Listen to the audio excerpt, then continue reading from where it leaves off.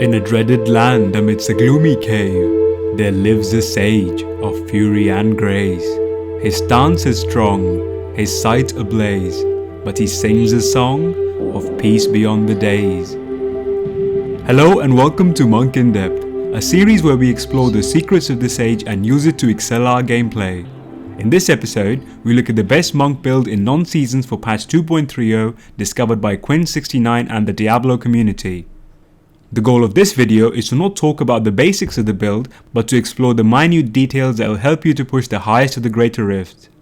RNG can be a big factor, but if you follow the tips in this video, you will definitely improve on your rift timings. Such is my promise to you. So without further delay, let's begin. The basic idea of Shenlong's build is to deal damage from a generator while staying at maximum spirit pool. The build displayed on the screen is what you're using right now. This build, like any other, has two aspects, damage dealing and survivability. Using Crippling Wave deals damage, and using your Epiphany, Inner Sanctuary and Cyclone Strike helps you to survive. But to this, the biggest question you might ask is, I have the same gear as the next guy, but he or she can do a greater rift 60 and I'm stuck at 55. So to help you reach that higher milestone, this video is broken into two parts, gear set and playstyle. Let's look at the gear set first. The first point of efficiency comes from choosing the right weapons.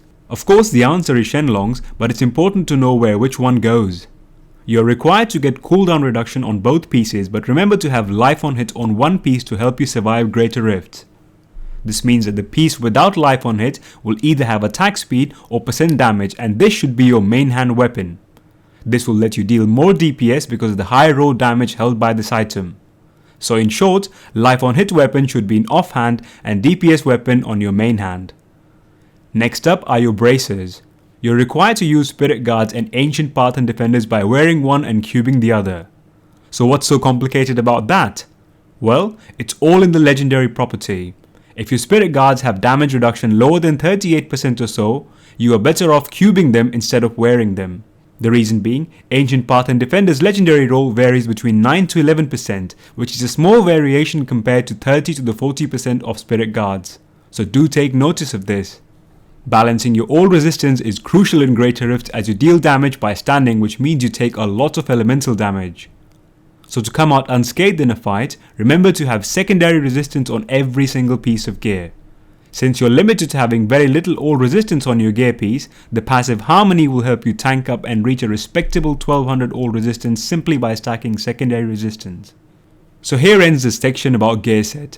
Please remember that these are advanced tactics and must be followed if you already possess the basic gear, as tweaking these numbers will certainly help you to clear a high level of Greater Rift. We move further by looking at the playstyle now. Sometimes, it's important to improve upon basics to get the most out of a situation. Same is true in the case of understanding the range of Crippling Wave, as it's very important. It attacks in an arc whose radius is double with every cast. This means that it roughly covers a 90 degree, 180 degree and finally a full 360 degree circle. This circle just happens to cover the entirety of the radius of Inner Sanctuary, and this is very important to understand. When you cast Inner Sanctuary, you're right at its center, and further casting a Cyclone Strike pulls mob inwards. The special trick here is to sometimes use the command stand and attack, which is generally bound to shift key, allowing Monk to stand still and attack, making most use of the Inner Sanctuary skill. There is nothing worse than teleporting away because of your Epiphany and leaving your damage amp circle behind, so shift click and force enemies to fight on your terms. Next up is another mistake most people make. Your Inner Sanctuary has a 6-second uptime with each cast, and your Focus and Restraint buff is active for 5 seconds. So it is very important to drop your Inner Sanctuary first, followed by a Cyclone Strike and your basic attack. This ensures maximum uptime of your damage buff and reduces the time spent amidst useless animation. Follow this order, always, no exceptions. Another important factor related to survival is one's ability to interrupt or reduce the effectiveness of enemies' attacks. Your Cyclone Strike can freeze enemies for 1.5 seconds, but this effectiveness is reduced on Elite and Rift Guardians. This freeze, however, is still very effective as it can interrupt channel spell and allow Monk to make a quick escape. If there happens to be no room for escape, do activate your mantra for extra bit of tankiness in dire situations.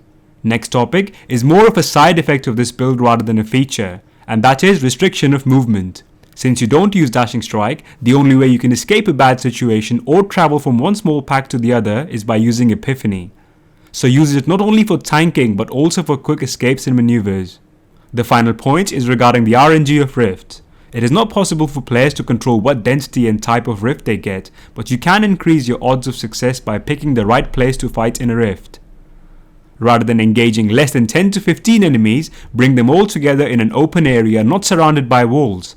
This build relies on AoE of Crippling Wave, so it is your job to make the most out of it. If you happen to find Uber Gear, adding area damage also could help you clear mobs faster. So look for the opportune moment to strike and collect as many mobs as you can before you make your move. Good luck, and I hope you found these tips useful. Do share your feedback and let us know if you managed to push your monk further. In the end, take care and remember to stretch your palm before the killing blow. For a monk, it's all about non-violence.